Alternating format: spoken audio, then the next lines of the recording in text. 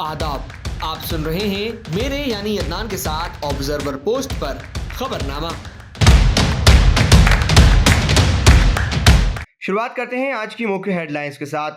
Global hunger index में 105वें स्थान पर भारत, नेपाल, श्रीलंका और बांग्लादेश भारत से आगे। राजकीय सम्मान के साथ रतन टाटा का हुआ अंतिम संस्कार, गार्ड ऑफ ऑनर के साथ दी गई विदाई।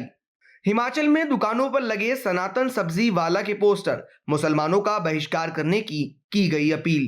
कोरिया की लेखिका हांगकांग को मिला साहित्य के क्षेत्र में नोबेल पुरस्कार। 22 ग्रैंड स्लैम अपने नाम कर चुके टेनिस खिलाड़ी राफेल नडाल ने लिया रिटायरमेंट। शाकिब अल हसन बांग्लादेश में खेल सकते हैं अपना आखिरी टेस्ट, प्रदर्शन पर खामोशी के लिए मांगी बिना शर्त माफी। अंतरिक्ष से ही मतदान करेंगी सुनीता विलियम्स, अमेरिकी राष्ट्रपति चुनाव में बनाएंगी इतिहास। अब खबरें विस्तार से। ग्लोबल हंगर इंडेक्स यानी GHI की 2024 की लिस्ट में इस साल भारत 127 देशों में से 105वें स्थान पर है। पिछले साल 125 देशों में 111वें स्थान पर था और 2022 में 121 देशों में 107वें स्थान पर था। यानी इस साल हालत मामूली ठीक है, लेकिन अब भी हंगर इंडेक्स का स्कोर 27.3 है, जो गंभीर बना हुआ है। पाकिस्तान, अफगानिस्तान की हालत भारत से खराब है, लेकिन नेपाल, बांग्लादेश, कंबोडिया, फिजी, श्रीलंका जैसे देश भूख से अपने लोगों को बचाने में भारत से बेहतर हैं।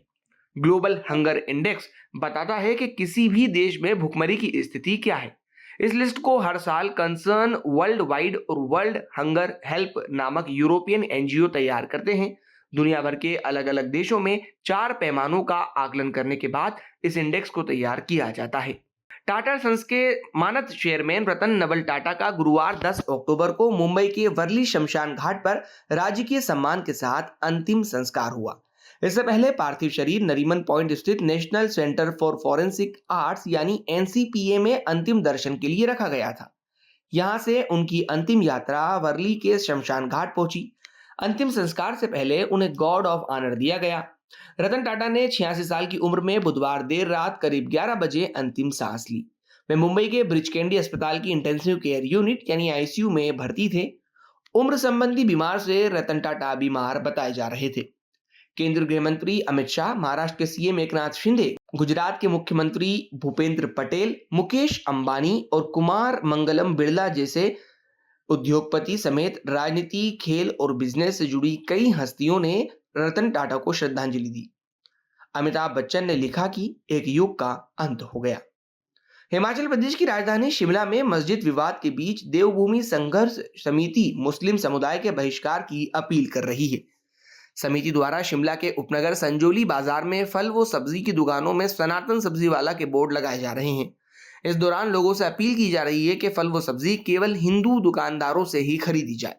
इससे शिमला का माहौल फिर गर्माने लगा है, जो कि बीते 7 अक्टूबर को नगर निगम शिमला आयुक्त द्वारा मस्जिद के अवैध हिस्से को तोड़ने के आदेश के बाद शांत हो गया था। देवभूमि संघर्ष समिति के संयोजक विजय शर्मा ने कहा कि समिति ने संजोली में यह अभियान शुरू किया है। इस अभियान का उद्देश्य संजोली इलाके में हिंदू फल सब्जी विक्रेताओं को बढ़ावा देना है। वे लोगों से अपील कर रहे हैं कि भारी लोगों से खरीदारी ना करें, वो स्थानीय दुकानदारों को आगे बढ़ाएं ताकि उनका रोजगार चल सके। उन्होंने आगे कहा कि फल सब्जी विक्रेताओं की दुकानों पर सनातन सब्जी वाला बोर्ड लगाए जा रहे हैं। साहित्य के क्षेत्र में नोबेल पुरस्कार विजेता का ऐलान गुरुवार को कर दिया गया है। ये पुरस्कार दक्षिण कोरिया की लेखिका हांगकांग को दिया जा रहा है। उन्हें मानव जीवन की त्रासदियों और उसमें आने वाले उतार चढ़ाव को अपने लेखन के जरिए उजागर करने के लिए यह पुरस्कार दिया गया है। 53 साल की फिक्शन राइटर हांगकांग साल 2007 में अपने उपन्यास द वेजिटेरियन के लिए मैन बुकर इंटरनेशनल पुरस्कार भी जीत चुकी हैं। नोबेल प्राइज कमेटी साल 1901 से साहित्य के क्षेत्र में ये पुरस्कार देती आ रही है और हांगकांग इसे जीतने वाली 18वीं महिला हैं। वहीं वे ऑस्कर पुरस्कार जीतने वाली पहली दक्षिण कोरियाई भी हैं। नोबेल प्राइज बोर्ड ने हॉन का परिचय ऐसी शख्सियत के तौर पर दिया है जिन्होंने खुद को संगीत और कला के प्रति समर्पित कर दिया है। 22 ग्रैंड स्लैम अपने नाम कर चुके टेनिस खिलाड़ी राफेल नडाल ने रिटायरमेंट का ऐलान कर दिया है। 38 साल के स्पेनिश खिलाड़ी नडाल इस साल नवंबर में होने वाले डेविस कप फाइनल में आखिरी मुकाबला खेलेंगे। एक वीडियो संदेश में नडाल ने कहा, मैं आपको ये बताना चाहता हूं कि मैं प्रोफेशनल टेनिस से संन्यास लेने जा रहा हूं। लाल बजरी के बादशाह कहे जाने वाले नडाल ने लाल कोर्ट पर रिकॉर्ड 14 फ्रेंच ओपन खिताब जीते हैं। रोलागेरो कोर्ट के प्रवेश द्वार पर नडाल की प्रतिमा इसकी गवाह है कि उन्होंने इस पर अपने प्रदर्शन की छाप किस कदर छोड़ी है। नडाल ने कहा कि डेविस कप के जरिए विदा लेने को लेकर वो काफी रोमांचित हैं। डेविस कप फाइनल्स स्पेन के मलागा में 19 नवंबर को खेला जाएगा। नडाल ने पेरिस ओलंपिक के बाद से ही टेनिस नहीं खेला है, जिसमें वो एकल वर्ग में जोकोविच से हार गए थे। वो युगल वर्ग में कार्लोस अल्काराज के साथ क्वार्टर फाइनल तक पहुंचे। नडाल ने कहा, मुझे लगता है कि ये उस कैरियर पर विराम लगाने का सही समय है जो इतना लंबा रहा और मैंने जितना सोचा था उससे ज्यादा सफल रहा। बांग्लादेश के क्रिकेटर शाकिब अल हसन ने शेख हसीना सरकार के खिलाफ देश भर में हुए प्रदर्शन के दौरान अपनी चुप्पी पर बिना शर्त माफी मांगी है। शाकिब अल हसन के माफी मांगने के बाद उनका बांग्लादेश में अपना आखिरी टेस्ट मैच खेलना पक्का हो सकता है। ये मैच दक्षिण अफ्रीका के खिलाफ होगा। शाकिब अल हसन ने एक फेसबुक पोस्ट में लिखा, सबसे पहले तो मैं उन सभी छात्रों को श्रद्धांजलि देना चाहता हूं जिन्होंने बलिदान दिया है। मैं उन लोगों को भी श्रद्धांजलि देना चाहता हूं जो भेदभाव विरोधी आंदोलन का नेतृत्व करते हुए शहीद हो गए। बांग्लादेश में छात्रों के आंदोलन का समर्थन न करने की वजह से शाकिब अल हसन की काफी आलोचना हुई थी।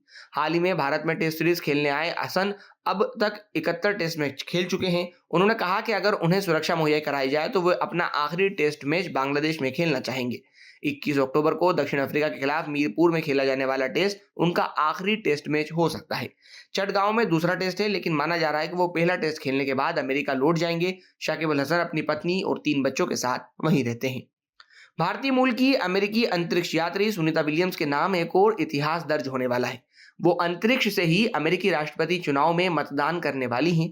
सुनीता महीनों दिन से ज्यादा समय से अंतरिक्ष में फंसी हुई हैं। सुनीता धरती की सतह से करीब 400 किलोमीटर की दूरी से मतदान प्रक्रिया में शामिल होंगी। इसके साथ ही सुनीता विलियम्स अंतरिक्ष से मतदान देने वालों की लिस्ट में भी अपना नाम दर्ज करा लेंगी। हालांकि अंतरिक्ष से मतदान करने वाली सुनीता पहली अमेरिकी नहीं है। इसी साल अगले महीने यानी नवंबर में अमेरिकी राष्ट्रपति के लिए चुनाव होने हैं। इस चुनाव में ISS यानी इंटरनेशनल स्पेस स्टेशन की कमांडर सुनीता विलियम्स अंतरिक्ष से ही वोट डालने के लिए तैयार है। वहीं स्पेस से वोट डालने वाले पहले अमेरिकी मतदाता डेविड वुल्फ है। उन्होंने 1997 में मतदान किया था। इसके बाद से हर चुनाव में कोई ना कोई अंतरिक्ष यात्री वोट जरूर करता है। पिछले चुनाव में केट रूबिन्स ने यह उपलब्धि हासिल की थी।